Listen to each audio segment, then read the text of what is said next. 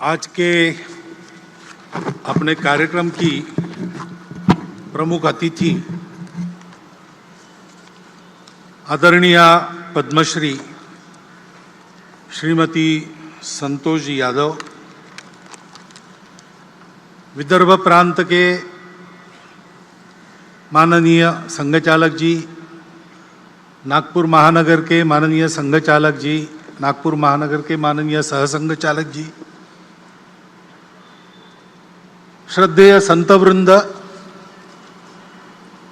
उपस्थित नागरिक सज्जन, माता भगिनी एवं आत्मीय स्वयंसेवक बंधु,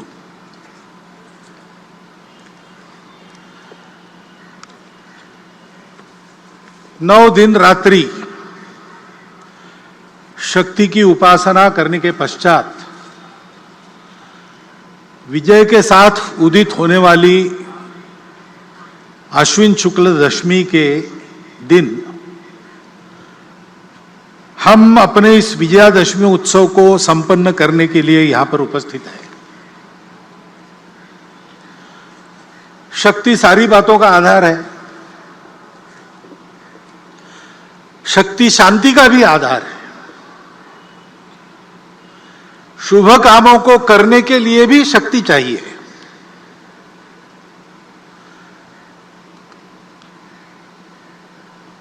जो न दुख को दुख मन में मानता, धूल सुख की खोज की ना छानता, मोह आकर्षण भरे इस विश्व में राह अपने ध्येय की पहचानता, दूसरों के दुख को दूर करना, उसके लिए विष भी पीना जिसको स्वीकार है, ऐसे व्यक्ति को भी साधना के द्वारा शक्ति का अर्जन करना पड़ता है, क्योंकि साधना ही मुक्ति का शुभ द्वार है। शक्ति भी तो शांति का ही आधार है। ऐसे शक्ति उपासना का यह उत्सव है, विजय का यह उत्सव है, और संयोग है कि उसमें प्रमुख अतिथि के नाते उपस्थित श्रीमती संतोष यादव जी उसी शक्ति का, ऊर्जा का, चैतन्य का प्रतिनिधित्व करने वाली है। गौरी शंकर की ऊंचाई को 2 बार उन्होंने पाटा है। संघ के कार्यक्रम में ऐसे समाज की जो कर्तृत्व संपन्न, प्रबुद्ध, सबके लिए आदर्श उपस्थित करने वाली माता भगिनी है, उनको निमंत्रित करना, उनका उपस्थित रहना, उनका प्रमुख अतिथि बनना, यह डॉक्टर साहब के समय से ही चलता आ रहा है।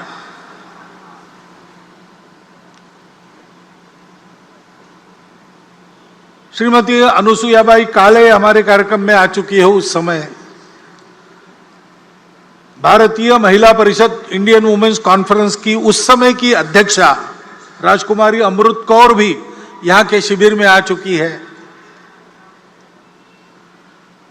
दिसंबर 34 में शिविर हुआ था, उसमें भी अध्यक्षता ऐसी एक महिला ने की थी, और तब से चलता आ रहा है। इमरजेंसी के बाद अकोला शहर के भी एक उत्सव की अध्यक्षा, मैं वहां प्रचारक था उस समय, तो कुमुत्ताई रांगणेकर जी, औरंगाबाद की रहने वाली, उन्होंने विजयादशमी उत्सव का प्रमुख अतिथि पद भूषित किया था। क्योंकि संपूर्ण समाज को संगठित करना है, तो समाज तो दोनों से बनता है। हमारे यहां यह दृष्टि है, पुरुष श्रेष्ठ की महिला श्रेष्ठ, ऐसा वाद हम नहीं करते, क्योंकि हम ये जानते हैं कि दोनों के बिना समाज नहीं बनता, दोनों के बिना सृष्टि नहीं होती। ये दोनों परस्पर पूरक है। ये हमारी भारतीय दृष्टि है। दोनों का काम है और दोनों का काम परस्पर पूरक है। इसलिए व्यक्ति निर्माण का काम करने वाली शाखाएं तो संघ की अलग, राष्ट्र सेविका समिति की अलग, महिलाओं के लिए उनकी चलती है, पुरुषों के लिए हमारी चलती है। लेकिन समाज के बाकी सारे कामों में पुरुष महिला एकत्र मिलकर काम करते हैं, यह चलते आ रहा है।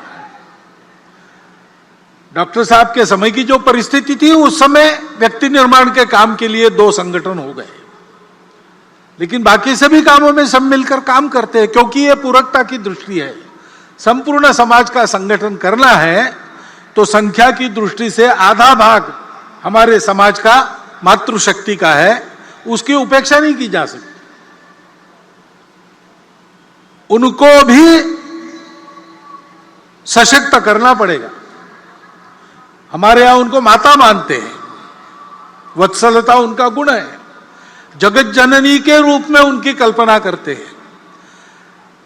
लेकिन ऐसी कल्पना करते करते क्या हमको विस्मृति हो गई पता नहीं, हमने उनकी सक्रियता के दायरे को सीमित कर दिया।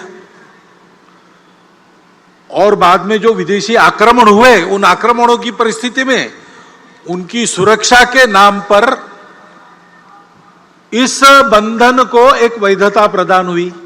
आक्रमण की परिस्थिति चली गई, लेकिन बंधन हमने कायम रखे, उनको कभी मुक्त नहीं किया।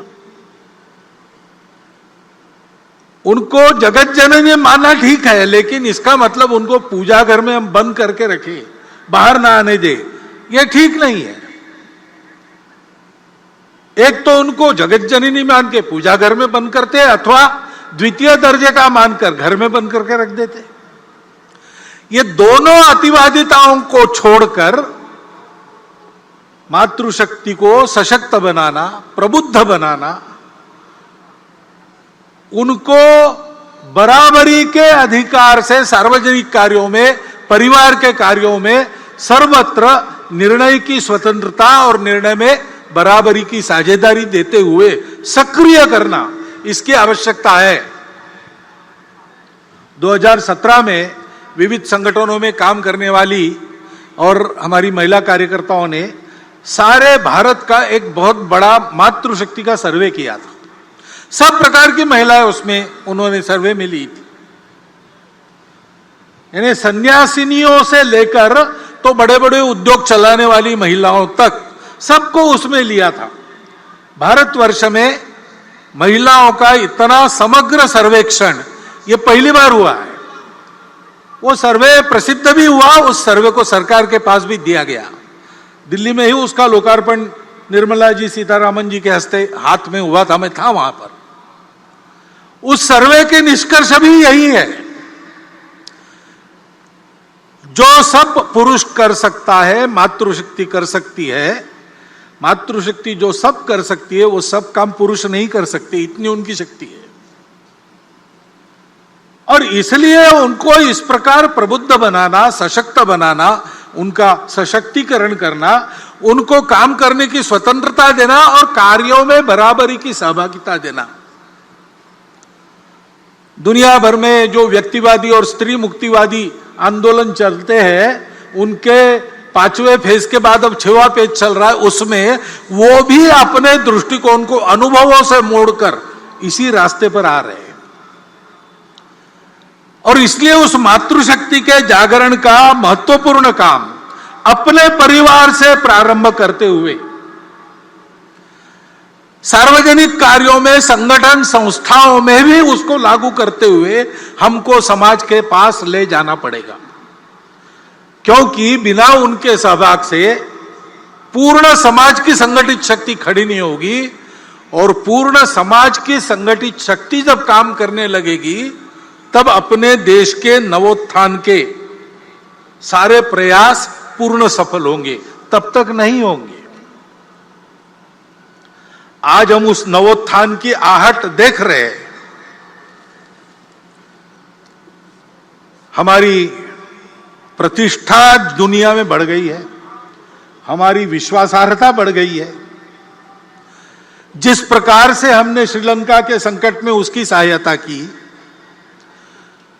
यूक्रेन के भूमि पर अमेरिका और रशिया की जो लड़ाई हो रही है, उसमें अपने देश के हित को ध्यान में रखते हुए और जागतिक मानवता के हित को भी कम न करते हुए जिस प्रकार की भूमिका हमने रखी, हमारी बात सुनी जा रही है, हमारा वजन बढ़ रहा है, हमको बड़ा आनंद होता है। राष्ट्रीय सुरक्षा के मामले में हम उत्तरोत्तर सफल होते चले जा रहे हैं और स्वावलंबी होते चले जा रहे हैं। कोरोना की विपदा से बाहर आने के बाद अब हमारी अर्थव्यवस्था धीरे धीरे पूर्व स्थिति पर आ रही है और वो आगे जाएगी, ऐसी भविष्यवाणी दुनिया के सभी अर्थतज्ञ कर रहे हैं। खेल के क्षेत्र में भी नीतियों में जो अच्छा परिवर्तन आया है वो तो है ही, लेकिन हमारे खिलाड़ी ओलंपिक्स में और पैरा ओलंपिक्स में भी अपने कर्तृत्व को दिखा रहे, विजय प्राप्त करके देश का नाम रोशन कर रहे।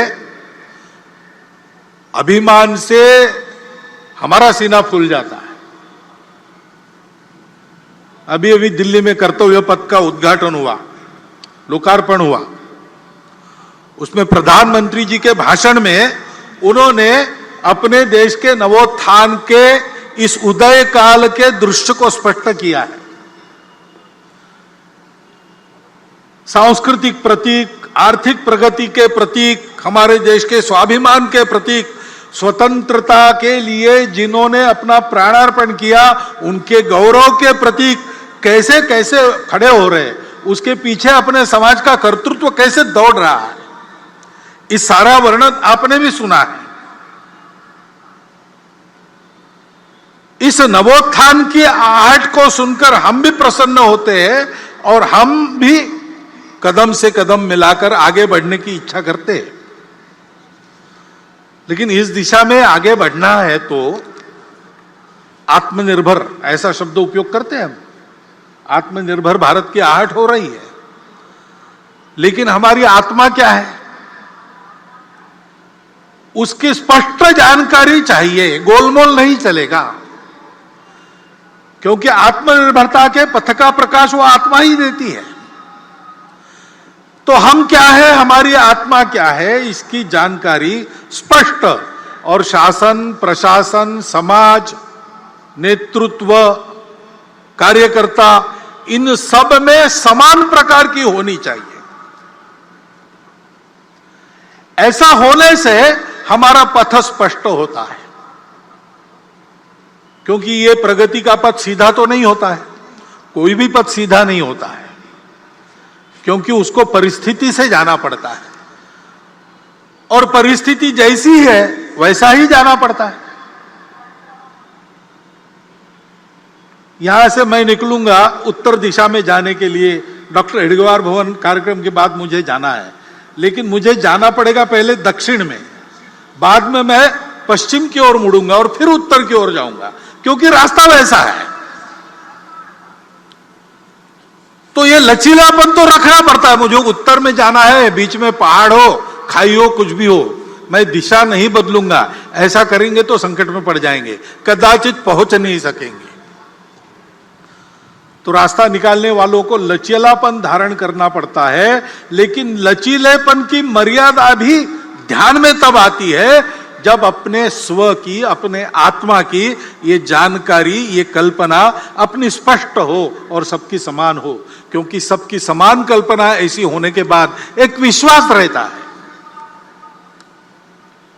उस विश्वास के कारण आपसी समझदारी बनती है, लचीलेपन के कारण अविश्वास नहीं आता है। तो परस्पर समझदारी, विश्वास का भी वातावरण बनता है, और जिनको लचीला होना पड़ता है उनको कितना लचीला होना है और कितना नहीं होना है, पैर कहां पक्के जमाने हैं और शाखा पल्लव कैसे कैसे हवा में मोड़ने हैं, इसकी समझदारी प्राप्त होती है। तो उसके कारण संपूर्ण समाज में एक सहचित्तता का वातावरण बनता है और उस सहचित्तता के कारण प्रगति होती है। प्रत्येक व्यक्ति के और सामूहिक रूप से हमारे समाज के राष्ट्रीय चरित्र का ये महत्व का घटक है सहचित्तता। इसलिए हमारे संगठन मंत्र में उसको स्थान है। समानो मंत्र समिति समानी, समानम मनः सहचित्तमेषाम, समानम मंत्र अभिमंत्रमेवा।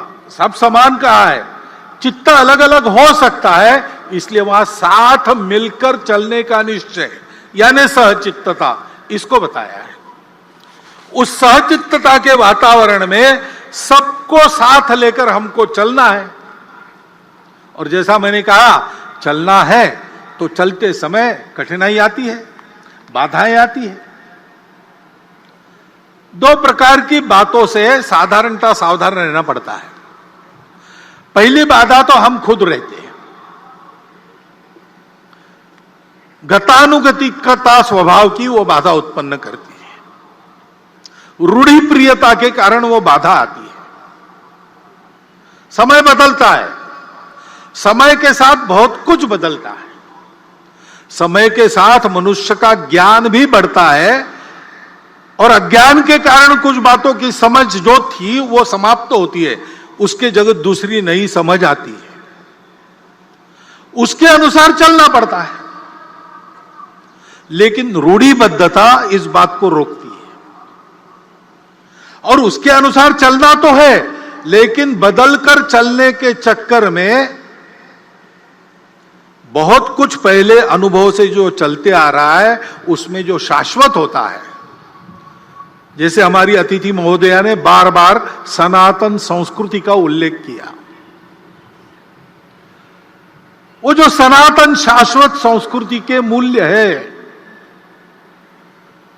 उनको छोड़ने से काम नहीं चलता। उसी बुनियाद पर नया युगानुकूल देशानुकूल प्रतिमानक कौन सा होगा, ऐसा विचार करके चलना पड़ता है। तो नित्य नूतन होना पड़ता है, लेकिन चिर पुरातन भी रहना पड़ता है। सनातन और नित्य नूतन ये साथ चलते हैं। बिना सनातन के नित्य नूतनता भटका देती है, कटी पतंग हो जाती है। और बिना नूतनता के, वो अंग्रेजी कविता प्रसिद्ध है, old order changeth yielding place to new, lest one good question should corrupt the world. परिवर्तन ये दुनिया का नियम है, उसके साथ चलना पड़ता है, लेकिन उसके साथ चलते चलते भटक न जाए, इसलिए सनातन पर पैर पक्के रखने पड़ते हैं। ये करने से मन की गतानुगतिकता हमको रोकती है। हमको उससे बाहर आकर अपने उस सनातन संस्कृति के मूल्यों का युगानुकूल देशानुकूल अभिव्यक्ति करने वाला रूप क्या है, संपूर्ण दुनिया से जो आता है उसमें भी लेने लायक क्या है, उसको देशानुकूल कैसे बनाते, ऐसा विचार करना पड़ेगा। दूसरे प्रकार की जो बाधा है, सनातन मूल्यों का क्षरण न हो, ये देखकर चलते समय और भी एक बाधा है, वो बाहर से आती है, जो भारतवर्ष की प्रगति को होने नहीं देना चाहते। उसलिए भारतवर्ष के समाज में किसी प्रकार का सद्भाव सामंजस्य जो नहीं चाहते, जिनके स्वार्थों को मार मिलेगी ऐसा उनको डर लगता है, ऐसा होने से वो सारी शक्तियां बाधा उत्पन्न करती है। अब उनके साधन भी होते हैं, अपना स्वार्थ साधने के लिए असत्य विमर्श पैदा करते हैं, गलत विमर्श पैदा करते हैं, हमको भटकाने के लिए, हमारे मन में द्वेष उत्पन्न करने का प्रयास करते हैं, हमारे बीच दूरियां बढ़ाने का प्रयास करते हैं। ऐसे सतत उनके प्रयास चलते हैं जिससे इस देश में एक आतंक का वातावरण हो, कलह बढ़े, देश में एक प्रकार से अराजकता हो जाए, नियम कानून के प्रति सम्मान न रहे, किसी को और कोई बंधन न रहे, डर न रहे, अनुशासन न रहे। इस प्रकार की कार्रवाइयां उनकी चलती रही है, वर्णन करने का जरूरत नहीं, हम सबको पता है, हम सब उसको अनुभव कर रहे हैं। और हम उनको पैठ दे इसलिए वो हमसे नजदीकी जताते हैं, जाति के नाम पर, पंथ संप्रदाय के नाम पर। अपने निहित स्वार्थों के नाम पर भी हमारे हमदर्द बनकर आते हैं, उनके इस चंगुल में फंसना नहीं। राष्ट्र विरोधी ऐसी बातों का निर्भयतापूर्वक और निर्मोही होकर अपने पराये का विचार न करते हुए हमको निषेध ही करना पड़ेगा, प्रतिकार भी करना पड़ेगा। शासन प्रशासन इनको नियंत्रित या निर्मूल करने का जो प्रयास करता है उसमें उनके सहयोगी बनना पड़ेगा। ये कार्रवाइयां चल रही है, भोलेपन से समाज उसमें फंसे नहीं। एक बहुत पुराना मराठी भावगीत मुझे याद आता है, शायद लता जी ने ही गाया है। उसमें यह कहा गया है, वाढवीत भेदभावा दुष्टतोचा फिरतो कावा।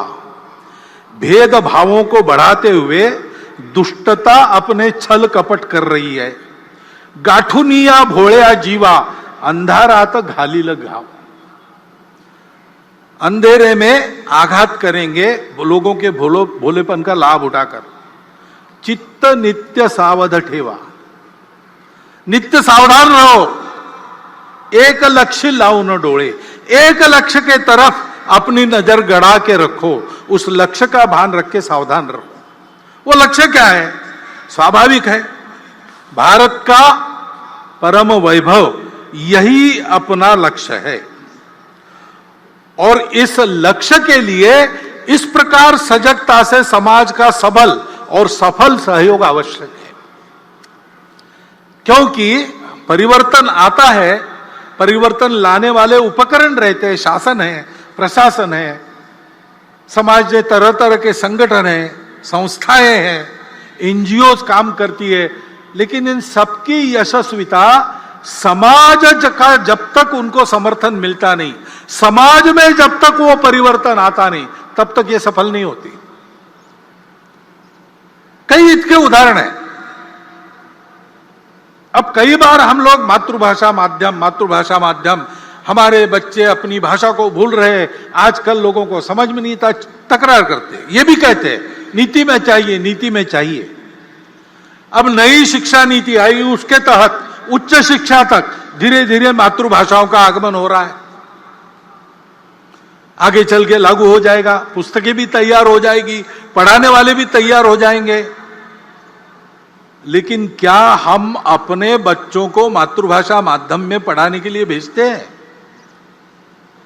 कि एक जो मिथक चलता है, करियर के लिए अंग्रेजी आवश्यक है। करियर के लिए अंग्रेजी आवश्यक नहीं है। मैं अकेला ये नहीं कहता हूं। पुणे में एक प्रदीप लोखंडे जी है, सप्रेम नमस्कार विनंती विशेष, ऐसा उनका नाम पड़ा है। क्योंकि उनकी एडवर्टाइजमेंट एजेंसी थी, तो मार्केट सर्वे करने के लिए वो हर गांव के सरपंच कोतवाल को पत्र भेजते थे कि आपके यहां बाजार है क्या, उस बाजार में लोग क्या खरीदते हैं क्या नहीं खरीदते, उनसे जानकारी लेते थे। उनका डाटा इतना समग्र और पूर्ण है कि उस समय महाराष्ट्र सरकार भी उनसे डाटा लेती थी अगर आवश्यकता पड़ी तो। उन्होंने 6वीं क्लास में स्कूल छोड़ दिया था और वो पुणे में आके एक छापखाने में काम करने लगे। करते करते उन्होंने अपनी शिक्षा भी की, बीकॉम हुए, अपनी एडवर्टाइजमेंट एजेंसी निकाली और इतने बड़े हो गए। वो मुझे मिले थे, वो भी यही बता रहे थे।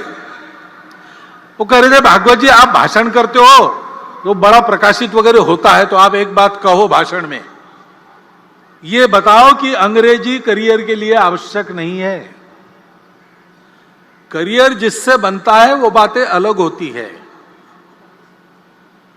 और आज देखेंगे तो मूर्धन्य अपने देश के जिस क्षेत्र में जितने व्यक्ति है, लगभग सब लोग 80% मैट्रिक तक तो मातृभाषा में ही पढ़े।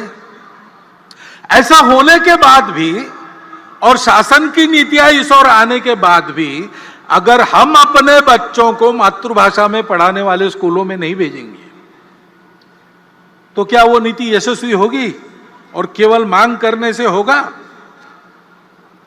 मातृभाषा की चर्चा तो हम बहुत करते हैं, क्या सब जगह अपने हस्ताक्षर हम अपनी मातृभाषा में करते हैं? क्या हमारे घर पर जो नाम फलक टंगा है, नेम प्लेट, उस पर हमने अपना नाम, अपने कुल का नाम मातृभाषा में लिखा है? अपने घर के कार्य प्रसंगों के निमंत्रण हम भेजते हैं, अपने परिचित मित्र लगभग सब 90% तो भारत के ही होते हैं, रिश्तेदार भी भारत के ही होते हैं, क्या वो हम अपनी मातृभाषा में उनको भेजते हैं? अपने से जब ये परिवर्तन समाज करता नहीं, तब तक मातृभाषा की नीति कैसे सफल होगी? शिक्षा नीति में, और हम कहते हैं संस्कार आजकल नहीं मिलते, संस्कार आने चाहिए, सुसंस्कृत देशभक्त नागरिक बनने चाहिए, लेकिन अपने पाल्यों को स्कूल में भेजते समय हम क्या बताते हैं? ऐसा पढ़ो कि अधिक कमाओगे, ऐसा बताते हैं कि ऐसा पढ़ो कि देश के उत्तम नागरिक बनोगे, ऐसा बताते हैं। पाल्यों को अगर हम ये मंत्र देकर भेज रहे कि कुछ भी करके अधिक कमाने वाली डिग्री लो, तुमको उस डिग्री का ज्ञान लेने की इच्छा हो ना हो, मन के विरुद्ध पैसा पैसा पैसा पैसा ऐसा होने के लिए तुमको वही करना चाहिए, जब तक ये अभिभावक पढ़ाते तब तक छात्र कैसे देशभक्त सुसंस्कृत नागरिक बनेंगे? वो तो पैसा कमाने वाली मशीन ही बनना चाहेंगे। शुरू समाज से होती है सारी बातें। संस्कार भी समाज में, घर में अभिभावक देते हैं, सामाजिक आयोजनों में और माध्यमों के द्वारा, जननेताओं के द्वारा संस्कारों का वातावरण होता है। केवल विद्यालय महाविद्यालयीन शिक्षा में संस्कार नहीं मिलते। हमको परतंत्र बनाने वाली शिक्षा जब शासन के संपूर्ण आशीर्वाद से लागू थी स्वतंत्रता के पूर्व, तो हमारे स्वतंत्रता के लिए हमारी सनातन संस्कृति के आधार पर नए भारत की कल्पना करके संघर्ष करने वाले सबके सब लोग उसी शिक्षा पद्धति में से निकले। लोकमान्य तिलक कहां पढ़े थे? गुरुकुल में नहीं पढ़े थे। महात्मा गांधी गुरुकुल में नहीं पढ़े थे। योगी अरविंद गुरुकुलों में नहीं पढ़े थे। डॉक्टर हेडगेवार की शिक्षा अंग्रेजी पद्धति से हुई थी। लेकिन ये सब लोग देशभक्त सुसंस्कृत लोग क्यों बने? तो केवल स्कूली शिक्षा पे निर्भर नहीं थे। घर का वातावरण, समाज का वातावरण, इसके कारण उनके संस्कार बने। समाज का यह दायित्व बनता है, प्रत्येक परिवार का, जो समाज की छोटी इकाई है, उसका यह दायित्व बनता है। वहां परिवर्तन नहीं आएगा तो कैसे शिक्षा नीति संस्कार लाने में सफल होगी? दूसरी ऐसी स्वास्थ्य की आवश्यकता रहती है। हम चाहते हैं, हमारा प्रस्ताव भी है, आप सबकी इच्छा है कि सबको सुलभता से मिले, सस्ते में मिले, और समग्र विचार करके, सभी पाखियों का विचार करके जिसको जो लागू होता है ऐसा देने वाली, एक शब्द चलता है प्लूरोपैथिक, ऐसी चिकित्सा पद्धति, ऐसी चिकित्सा व्यवस्था सरकार करे। ठीक है, लेकिन स्वास्थ्य केवल उपचार पर निर्भर नहीं रहता। बीमार होने पर उपचार की बात है, बीमार न होने के लिए कुछ करना पड़ता है। इलनेस की व्यवस्था हमारी अपेक्षा ठीक है, लेकिन वेलनेस का काम हमको भी करना पड़ता है। अब सरकार के नीति के कारण और उनके आशीर्वाद से भी योग की बात रूढ़ हो रही, सब लोग योगासन करें ऐसा प्रयास चल रहा है। संयम की आदतें, सार्वजनिक स्वच्छता की आदतें, इन सारी बातों में शासन की नीति तो अग्रसर हो रही। हमारी आदतें बदली है क्या? हम अपना कचरा कहां पर डालते हैं? हम अनावश्यक कचरा करते हैं क्या? अपने पर्यावरण को, अपने घर के परिवेश को स्वच्छ रखते हैं कि नहीं रखते? हमारी स्वयं की आदतें स्वच्छता की है कि नहीं? कितनी बातें सोचनी पड़ेगी। समाज जब तक सहयोग नहीं करता, व्यवस्था यशस्वी नहीं होती। केवल डॉक्टर अंबेडकर साहब ने कहा था कि संविधान के द्वारा सबको आर्थिक स्वतंत्रता और राजनीतिक स्वतंत्रता का लाभ हुआ है, परंतु वो पूरा का पूरा मिले, अमल में आए, इसलिए सामाजिक स्वतंत्रता की आवश्यकता है और वो समाज की लानी पड़ेगी। कानून नियम तो बने, बाद में भी बने और आज भी बन रहे हैं। समाज में विषमता का निर्मूलन हो और समता को लाया जाए, यह उद्देश्य बताकर, यह उद्देश्य बनाकर भी नियम कानून तो बन रहे हैं, लेकिन विषमता रहती कहां है? विषमता तो हमारे आपके मन में रहती है। ऊपर ऊपर का इलाज होने से क्या होगा? अंदर तो नासूर सड़ता रहेगा। और इसलिए मन से उसका निर्मूलन होना चाहिए, समाज मन से विषमता चली जानी चाहिए। उसके लिए हम सबको काम करना पड़ेगा। मैं और मेरा कुटुंब, इसके मित्र, हमारे आसपास समाज में जितने प्रकार बाकी लोग मानते हैं, जाति मानते होंगे, भाषा मानते होंगे, पंथ संप्रदाय मानते होंगे, सब में मेरे अपने मित्र रहेंगे, जिनका मेरे घर और मेरा उनके घर आना जाना रहता है। सब वर्गों में ऐसे कुटुंब हमारे कुटुंब के मित्र रहेंगे, जिनके यहां हमारा आना जाना, उनका हमारे यहां आना जाना, उठना बैठना, खाना पीना, ऐसे संबंध है। और सामाजिक स्तर पर कम से कम मंदिर, पानी, स्मशान सबके लिए एक हो। छोटी मोटी बातों को लेकर आपस में झगड़ा ना हो। ये घोड़ी चढ़ सकता और वो घोड़ी नहीं चढ़ सकता, ऐसी मूर्खतापूर्ण बातें अब समाज के आचरण से चली जाए, इसका प्रयास करना पड़ेगा। यह प्रयास समाज में होगा, हम सब लोग करेंगे, संघ के स्वयंसेवक करेंगे, समाज के सुबुद्ध नागरिक करेंगे, तब तो विषमता का निर्मूलन होगा और आर्थिक और राजनीतिक स्वतंत्रता प्रत्येक व्यक्ति तक पहुंचाने वाली सामाजिक स्वतंत्रता का लाभ हमको होगा। यह हम सबको करना पड़ेगा। आर्थिक उन्नति के लिए भी रोजगार की बात आती है। अब बहुत सारी बातें चल रही है, स्किल ट्रेनिंग हो रहा है, उद्यमिता को बढ़ावा देने वाली नीतियां आ रही है, और हम सब लोग चाहते हैं हमारी अर्थव्यवस्था कैसी हो? रोजगार उन्मुख हो, रोजगार बढ़ाने वाली हो, उपभोगवाद रहित हो, शोषण मुक्त हो, पर्यावरण की मित्र हो। सारी दुनिया आजकल ऐसा ही विकास चाहती है, हम भी चाहते हैं, परंतु हमारे जीवन से भोग वृत्ति को हमने निकाल दिया। क्या हमारे जीवन में संयम है? हम अपने परिवार में रहन सहन में सादगी बरतते हैं, जितना आवश्यक उतना ही खर्चा करते हैं, कि अपने वैभव का प्रदर्शन करने के लिए लुटाते हैं? हमारी प्रवृत्ति क्या है? हम इसकी चिंता करते हैं कि नहीं कि मेरे करने में, मेरे अपने लिए कमाने में किसी का शोषण न हो। योग कर्मसु कौशलम गीता में कहा है, और तथागत ने कुशलस्स उपसंपदा कहा है। वो कुशलता ये है, अपना जीवन चलाना, दूसरे किसी के जीवन को हानि बिना पहुंचाए। ये हमारी परंपरा है। क्या हमारे जीवन में वो आई है? बीच में चली गई, हम स्वार्थी बन गए। उस स्वार्थ को अपने मन से हटाकर हमने इस आचरण को अपनाया नहीं, तो शोषण मुक्त अर्थव्यवस्था कहां से आनी?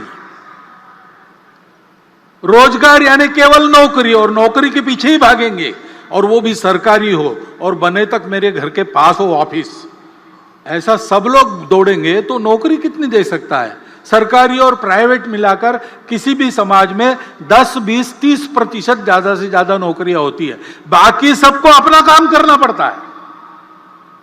उस उद्यमिता की प्रवृत्ति बढ़नी चाहिए। स्टार्टअप्स वगैरह सरकार शुरू कर रही, सरकार उसको प्रोत्साहन दे रही, लेकिन हमको उधर जाना चाहिए। हम करते हैं तो होता है। कोरोना में हमने देखा, कोरोना में और बड़ी संख्या में 3 करोड़ से ऊपर लोगों का इधर से उधर जाना हुआ, रोजगार छूट गए, नए रोजगार नहीं बने। ऐसे लोगों को रोजगार देने का काम हमने किया, केवल संघ के स्वयंसेवक ने नहीं।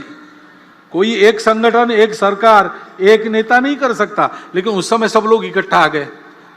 शासन प्रशासन भी आया, समाज के सधन संपन्न व्यक्ति भी आए, उद्योग चलाने वाले लोग भी आए, संघ के कार्यकर्ता, समाज के कार्यकर्ता, सब एक हुए और सबने प्रयास किए। तो मिल गया काम लोगों को। और इस अनुभव से सीखकर जो स्वयंसेवक आर्थिक विषयों को ध्यान देने वाले संगठन में काम करते हैं, उन्होंने बाद में भी ये उपक्रम चलाया, समाज के ऐसे सब लोगों को साथ लिया, उनके साथ वो रहे, और एक एक जिला केंद्र पर उस जिला में ही जिनको काम मिल सकता है वहां के तरुणों को ऐसे रोजगार कौन से, उनका प्रशिक्षण और रोजगार देने की बात उन्होंने शुरू की। 350 जिलों में ये काम शुरू हो गया है, सब जिलों में शुरू होगा, और अभी तक बड़ा उल्लेखनीय रोजगार देने का काम उनके द्वारा हुआ है। आंकड़े मेरे पास नहीं है, नहीं तो मैं बताता, लेकिन ये मुझे मालूम है कि 350 जिलों में जिला केंद्र से ये काम शुरू हो गया है। ये हम अगर करेंगे नहीं तो अकेली सरकार और प्रशासन कितना रोजगार बढ़ा सकते? रोजगार लघु उद्योगों में, सहकारिता में, कृषि में सबसे ज्यादा होता है। ये तो अधिकांश सारे समाज के हाथ में है। समाज अगर ध्यान नहीं देता तो ये होता नहीं है। बार बार समाज समाज समाज, ये मैं क्यों कह रहा हूं?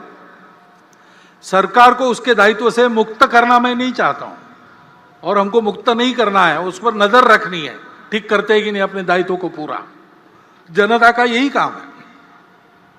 परंतु वो अपना दायित्व पूरा करेंगे तो भी अगर समाज नहीं करता तो उनकी बातों का यश नहीं आने वाला, क्योंकि सब बातों का कारण समाज है। उस समाज में यह परिवर्तन लाना पड़ेगा।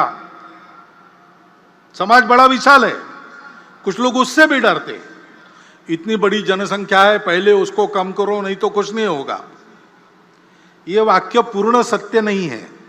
ये बात सही है, जनसंख्या जितनी ज्यादा उतना बहुत ज्यादा, लेकिन यही एक बात नहीं है, क्योंकि जनसंख्या जैसे एक बोझ के रूप में देखी जा सकती है, वैसे जनसंख्या का ठीक से उपयोग किया तो एक साधन बनता है, एसेट बनता है। आज अपनी इतनी ज्यादा जनसंख्या है तो जैसे उसका वर्णन बोझ के रूप में हो सकता है, वैसे हम ये भी कह सकते हैं कि हम आज डेमोग्राफिक डिविडेंड की स्थिति में है।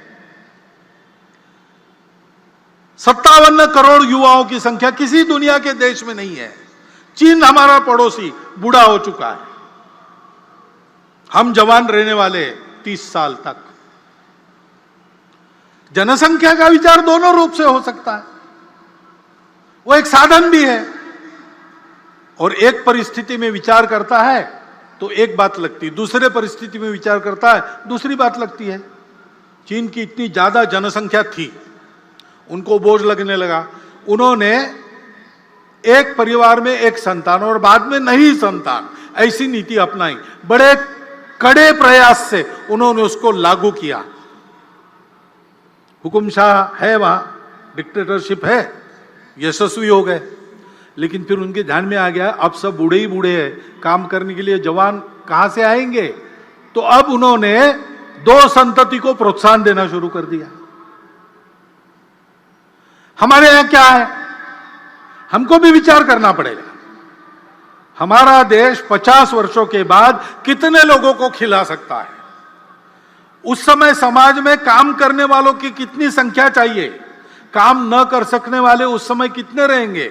आज के 57% युवा 50 साल के बाद काम करने की स्थिति में रहेंगे क्या? अपने देश का पर्यावरण कितने लोगों को खिला सकता है, कितने लोगों को झेल सकता है? इतने लोगों के शिक्षा की, स्वास्थ्य की क्या व्यवस्था हम कर सकेंगे? इतने लोग काम करेंगे, रहेंगे भी, क्या क्या करना पड़ेगा? और केवल देश का प्रश्न नहीं है, जन्मदात्री तो माता होती है, वो हमारी मातृशक्ति का सशक्तिकरण हमने कितना किया है? उनका स्वास्थ्य कैसा है? उनको, उनकी इच्छा क्या है, उनकी आवश्यकता क्या है? परिवार की भी आवश्यकता होती है, परिवार का भी विचार क्या है? यह एक समग्र विचार करके एक नीति बनानी पड़ती है।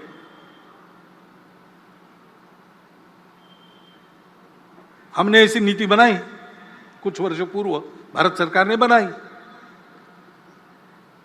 और 1 ऐसा एवरेज संतान, हमने उसको इतनी अच्छी तरह लागू किया, दुनिया को भी ये उम्मीद नहीं थी, वो आश्चर्य कर रही है। उससे भी नीचे हम आ गए 2 तक। लेकिन बहुत नीचे आना भी गड़बड़ होता है, क्योंकि घर के बच्चों को सामाजिक व्यवहार का प्रशिक्षण परिवार में मिलता है। परिवार में संख्या चाहिए, अपने बराबरी के भी 2-3 लोग चाहिए, ऊपर के भी चाहिए, नीचे के भी चाहिए। तो सबसे बात कैसे करना, सामाजिक संस्कार कैसे होता है, अपने अहंकार को कैसे संयमित करना पड़ता है, ईगो मैनेजमेंट कैसी करनी पड़ती है, ये सारी बातें सीखनी पड़ती है। उसके लिए परिवार की संख्या भी चाहिए। और जनसंख्या बहुत कम हो गई तो फिर बढ़ना बंद होता है, तो समाज के समाज लुप्त हो जाते हैं, भाषाएं लुप्त हो जाती है। कितनी भाषाएं दुनिया की बोलने वाले नहीं रहे, भाषाएं समाप्त हो गई।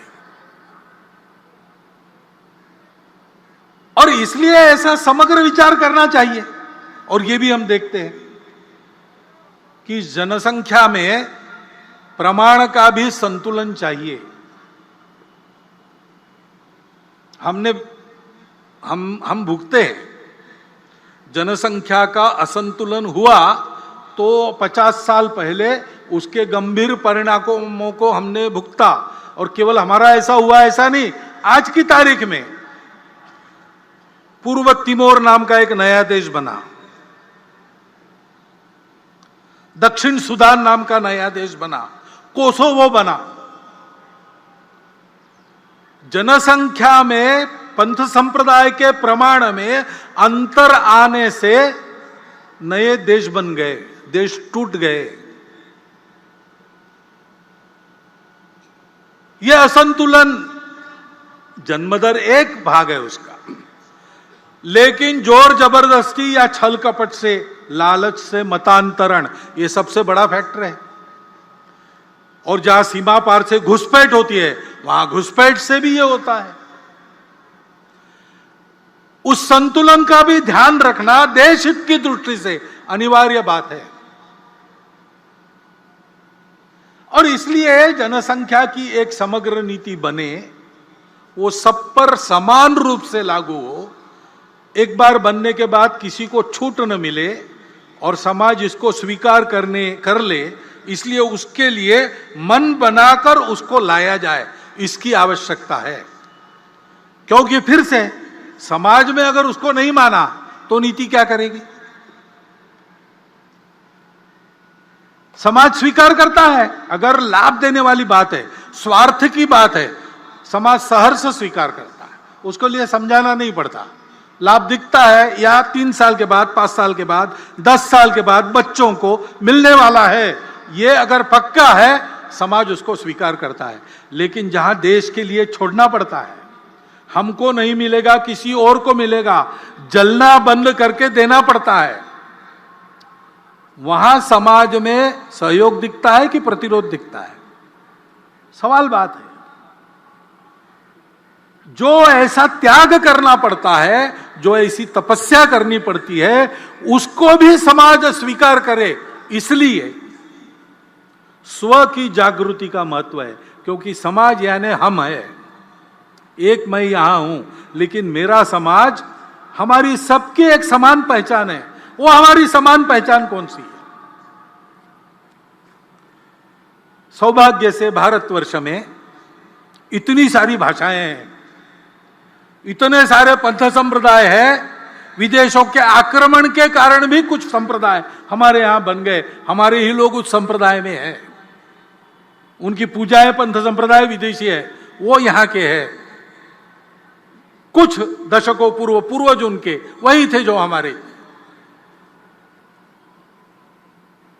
इतने सारे खान पान रीति रिवाज है, इतने प्रांत है, इतने सारे प्रकार है लोगों के, तो स्वार्थ भी अलग अलग हो जाते हैं। फिर भी सदियों से हमारा राष्ट्र जीवन का एक सनातन अक्षुण्ण प्रवाह चला है।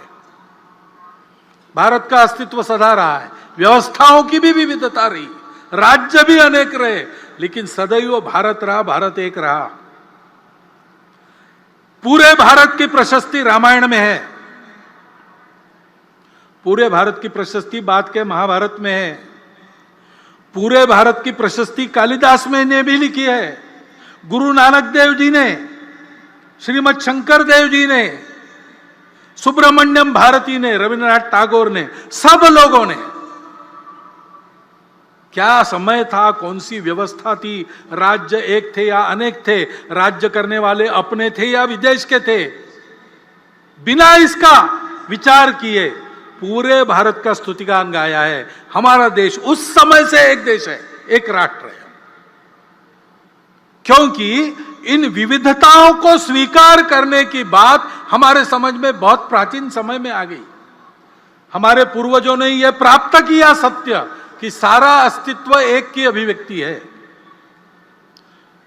उस एक को जान लो तो कभी फीका न पड़ने वाला शाश्वत सुख प्राप्त होता है, और इसलिए उसको प्राप्त करने के लिए उपभोग को छोड़ के चलना, ऐसा जीवन और वो प्राप्त करना, ये परम लक्ष्य, ऐसा तरीका सब अपना है, क्योंकि सब एक से, मैं जिससे बना हूं, मैं जिसको व्यक्त करता हूं, दूसरे जगह, दूसरे रूप में, दूसरे प्रकार से, दूसरे नाम से, दूसरे रूप में कोई और उसको वही प्रकट करता है, और इसलिए वो दिखता अलग है लेकिन मेरे से अलग नहीं है, वो मैं ही हूं। उसका सुख मेरा सुख, उसका दुख मेरा दुख। ये हमारे पूर्वजों ने पहचाना, संपूर्ण पृथ्वी को एक कुटुंब माना और संपूर्ण विश्व एक घर बने, इस प्रकार का लक्ष्य लेकर जीवन कैसे जीना, इसका आदर्श संपूर्ण दुनिया को देने के लिए एक समन्वय की संस्कृति बनाकर स्व के आधार पर इस राष्ट्र का निर्माण किया। वो संस्कृति, वो हमारे पहचान का पहला आधार है, वो हमारे राष्ट्रीयता का पहला आधार है, जिसको बार बार सनातन सनातन कहा हमारे प्रमुख अतिथि महोदया ने। वह हमारी चलती हुई भारतीय संस्कृति,